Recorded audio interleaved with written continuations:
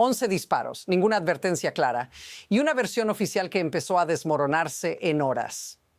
Aquí está la contradicción que nadie puede ignorar. Un hombre muere en una protesta pacífica y la justificación inicial no resiste ni el primer video. Si estabas mirando lo que pasó en Minneapolis, esto no es una historia lejana. Es una señal directa de lo que puede ocurrir cuando el relato del poder choca con lo que quedó grabado en cámara. Según el contenido disponible, Alex Peretti estaba en una manifestación pacífica. En las imágenes se ve a una mujer siendo rociada con gas pimienta por agentes federales. Peretti se acerca para ayudarla. No corre, no ataca, no apunta. En ese momento comienza la secuencia que termina con él en el suelo, golpeado y finalmente abatido. El propio relato habla de al menos 11 disparos. La respuesta oficial llegó rápido, demasiado rápido. Se dijo que Peretti llevaba un arma oculta. Pero aquí está el detalle que cambia todo. Tenía permiso legal para portar esa arma y, según el material citado, nunca la sacó de la funda. No aparece en su mano, no aparece como amenaza. Ese punto pequeño pero concreto es el que empieza a romper la historia original. Y entonces pasa algo inusual. No son solo críticos habituales. Sectores históricamente alineados con Trump, defensores del derecho a portar armas, influencers afines, incluso organizaciones como la NRA, comienzan a distanciarse públicamente. Cuando tu propia base duda, no es ruido mediático, es una fractura. Pero aquí está la parte que casi nadie dice en voz alta. Esto ya no trata solo de una muerte.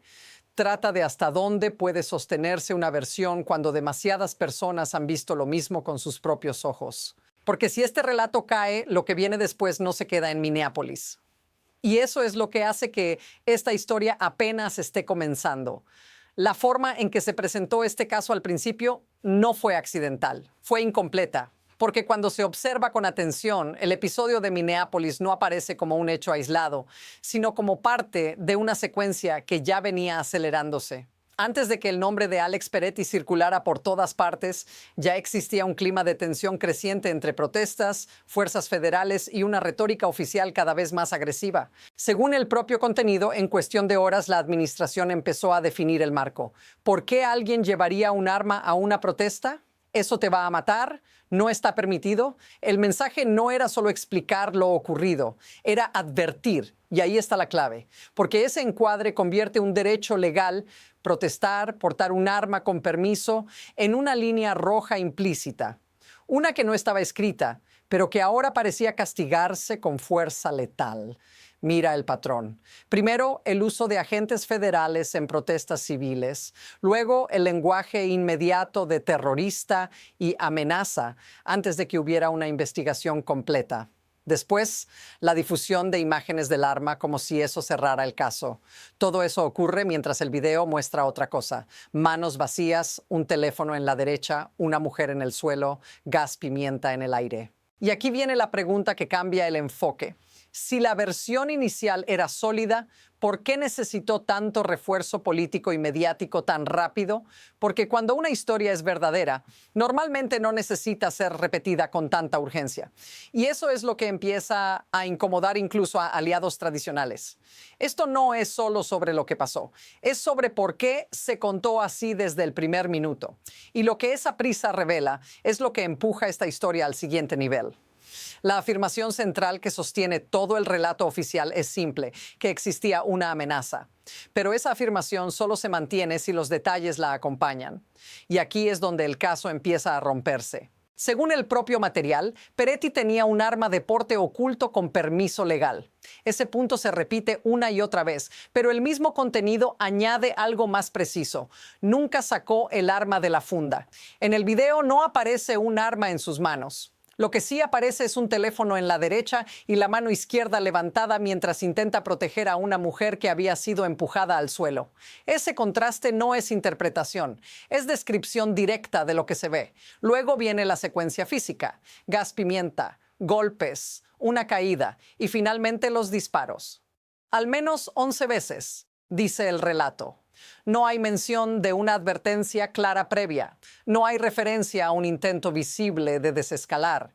Y eso es lo que falta en la historia oficial. el momento exacto en el que la supuesta amenaza se vuelve real. Ahora observa lo que ocurre después. La administración y figuras cercanas empiezan a hablar de terrorismo, de intento de asesinato, de masacre frustrada. Pero incluso voces conservadoras citadas en el propio contenido empiezan a marcar distancia. Un comentarista señala: no saca el arma, no la alcanza, y en lugar de eso es rociado con gas mientras intenta ayudar a otro manifestante. Esa frase no absuelve ni acusa, solo describe una incoherencia. Y aquí está el punto de quiebre. Si alguien tuviera la intención de atacar, ¿por qué no aparece ese gesto clave en ningún momento grabado? Esa pregunta no se va. Y cuanto más se repite el video, más presión genera sobre todo lo que vino después. Porque a partir de aquí, la historia ya no se trata solo del incidente en la calle. Se trata de cómo reacciona el sistema cuando su versión empieza a fallar. Lo que convierte este caso en algo distinto no es solo el momento del disparo, es lo que ocurre inmediatamente después, cuando la respuesta deja de ser policial y se vuelve política. Ahí es donde la situación escala. Según el contenido, la narrativa no se enfría con el paso de las horas, se endurece. En lugar de abrir espacio para una investigación clara, empiezan las declaraciones públicas desde los niveles más altos. Se insiste en llamar a Peretti terrorista. Se habla de intento de masacre. Se publican imágenes del arma acompañadas de mensajes que sugieren que todo estaba justificado. No como una hipótesis, sino como un veredicto. Y aquí aparece un precedente inquietante. No es la primera vez que un uso letal de la fuerza se defiende primero y se investiga después. La diferencia ahora es la velocidad. En cuestión de horas, la versión oficial ya estaba cerrada, distribuida y amplificada. Eso normaliza algo que no debería ser normal, que una muerte en una protesta civil se explique antes de ser examinada. Mira el contraste. Mientras se difunden comunicados, el video sigue circulando. Y en ese video no hay una escena caótica de ataque armado. Hay gas pimienta, hay empujones, hay un hombre en el suelo. Esa disonancia empieza a pesar, porque cuanto más se repite la etiqueta de amenaza, más evidente se vuelve la ausencia del momento que la justificaría. Ahora observa el efecto secundario. Aliados mediáticos, comentaristas conservadores y hasta defensores históricos de la Segunda Enmienda comienzan a decir lo mismo. Esto no encaja. No es un giro ideológico. Es una reacción a un patrón que ya han visto antes, cuando la autoridad se adelanta a los hechos para fijar un relato. Y aquí es donde la historia se vuelve más grande que una sola muerte. Porque si este tipo de respuesta se normaliza, deja de importar quién era Peretti, importa el mensaje implícito. Hay situaciones en las que el sistema no espera pruebas, solo lealtad. Eso es lo que eleva este caso de un incidente grave a un punto de inflexión. Y lo que viene a continuación muestra hasta qué punto esa grieta empieza a hacerse visible en lugares inesperados. La segunda oleada de pruebas no llega de una fuente hostil. Llega desde lugares que normalmente no rompen filas. Y eso es lo que lo vuelve mucho más incómodo. Según el contenido, incluso comentaristas abiertamente alineados con Trump empiezan a admitir una contradicción central. Uno de ellos escribe que la idea de que Peretti se acercó con un arma para masacrar no tiene sentido, porque en el video no saca el arma, no la alcanza, y en su lugar es rociado con gas mientras intenta ayudar a otro manifestante. Esa frase importa por quién la dice, no solo por lo que dice. Luego aparece algo todavía más disruptivo. Figuras asociadas a la cultura conservadora mediática, como voces de Barstool, publican un mensaje directo. ICU nurse Alex Peretti murdered by ICE in broad daylight with zero justification for deadly force. I mean, zero.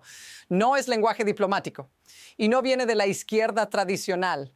Viene de un espacio que rara vez usa la palabra murder contra fuerzas federales. Aquí es donde el relato oficial empieza a perder control. Porque mientras se insiste desde cuentas oficiales en mostrar la imagen del arma y hablar de terrorismo, otros señalan lo obvio. Portar legalmente un arma y protestar pacíficamente no es un delito. Y si ese acto se presenta ahora como motivo suficiente para morir, entonces el problema ya no es Peretti, es el precedente. Pero aquí está el detalle que cambia permanentemente la forma de ver todo esto. La justificación no solo choca con el video, choca con la lógica básica de la segunda enmienda que esos mismos sectores han defendido durante décadas. Esa incoherencia no se puede tapar con comunicados. Cuando quienes normalmente justifican el uso de la fuerza empiezan a decir esto no, la historia cruza una línea. Ya no es una discusión partidista, es una fractura interna. Y esa fractura es la que prepara el terreno para lo que viene después. Porque a partir de aquí, la presión deja de ser simbólica y empieza a traducirse en decisiones reales, rápidas y difíciles de revertir. A partir de ahí, todo se acelera, no en meses, en horas. Primero, la reacción política. Según el contenido, el presidente del Comité de Seguridad Nacional de la Cámara, un republicano, solicita formalmente que los jefes de ICE, CBP y UCIs testifiquen en una audiencia completa. No es una carta simbólica, es una citación directa. Cuando tu propio partido pide explicaciones públicas, el margen de maniobra se reduce. Segundo, el frente legislativo. Senadores demócratas que estaban considerando apoyar un paquete de financiación cambian de postura. El motivo es explícito. No votarán a favor de ningún proyecto que incluya más fondos para el Departamento de Seguridad Nacional, ICE y la patrulla fronteriza. El líder demócrata en el Senado lo dice sin rodeos. Lo que está ocurriendo en Minnesota es inaceptable y remata con un votaré no. Tercero, la cuenta atrás. El propio material señala que el gobierno enfrenta un posible cierre si no se aprueban los presupuestos. El tiempo no juega a favor de nadie. Cada declaración endurece posiciones. Cada hora sin respuesta clara aumenta el costo político. Y mientras eso ocurre, desde cuentas oficiales y figuras cercanas al poder se redobla el mensaje. Se insiste en llamar terrorista a Peretti. Se publica la imagen del arma una y otra vez. Se sugiere que todo fue inevitable, pero esa insistencia ya no calma, provoca. Aquí está la pregunta que queda flotando. ¿Qué pasa cuando una crisis moral se convierte también en una crisis institucional al mismo tiempo y sin freno? Porque si esto continúa, no solo se paraliza un presupuesto, se pone en juego algo más grande. ¿Quién controla el relato cuando los hechos ya no obedecen? Ahora cambia el ángulo, porque hasta aquí hemos hablado de declaraciones, comités y presupuestos, pero el impacto real no ocurre en Washington, ocurre donde estás tú. Según el contenido, Alex Peretti no era un activista profesional ni una figura política. Era enfermero de cuidados intensivos. Trabajaba en el Hospital de Veteranos de Minneapolis. Personas que fueron sus pacientes y familiares de esos pacientes lo describen de la misma forma. Alguien que dedicó su vida a cuidar a otros. El propio material añade escenas concretas de su vida cotidiana. Era amante del aire libre, cuidaba a su perro, hablaba con colegas sobre salir a andar en bicicleta de montaña después del trabajo. Nada de eso suena extraordinario. Ahora trasládalo a tu propia experiencia. Estás en una protesta, ves a alguien siendo empujado, rociado con gas, te acercas a ayudar, no levantas un arma, no amenazas a nadie. Y aún así, la situación se vuelve irreversible en segundos. El contenido recoge el testimonio de personas que dicen algo simple. Si portar legalmente un arma y ejercer el derecho a protestar se presenta ahora como motivo suficiente para morir, entonces el límite se ha movido. La respuesta oficial no se limita a justificar lo ocurrido. Advierte, no hagas esto o morirás. Ese mensaje no va dirigido a Peretti, va dirigido a cualquiera que esté mirando. Si esta sensación te resulta familiar, dilo en los comentarios, porque no es ideológica, es visceral. Y eso nos lleva a algo más profundo, porque cuando el miedo empieza a regular el comportamiento civil, ya no estamos hablando de un caso aislado. Para entender por qué esto ocurre, hay que dejar de mirar solo a las personas y observar el sistema.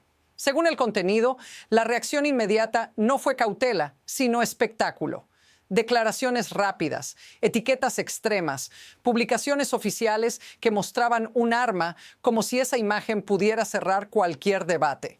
Cuando fuerzas federales operan en protestas civiles y responden primero a la presión política y mediática, el cálculo cambia.